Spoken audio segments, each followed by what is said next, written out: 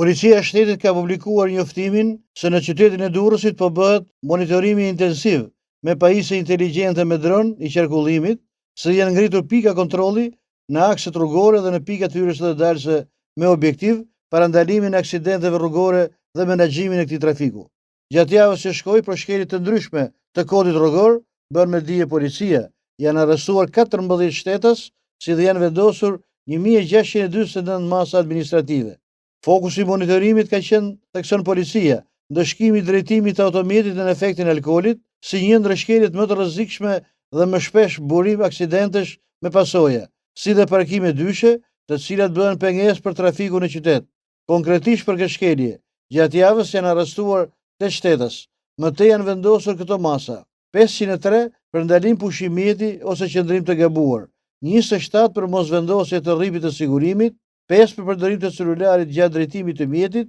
19 për përdorim të pijeve alkolike, 11 para kalime të gabuar, 1084 për shkelje të normave të shpejtësisë. Policia rrugore e Durrësit apelon sërish për respektimin rigoros të rregullave të qarkullimit rrugor, si një kontribut publik për përmbushjen e parametrave të sigurisë rrugore, për mbrojtjen e jetës, shëndetit të përdoruesve të rrugës, si dhe për një qarkullim të lirë dhe pa pengesa.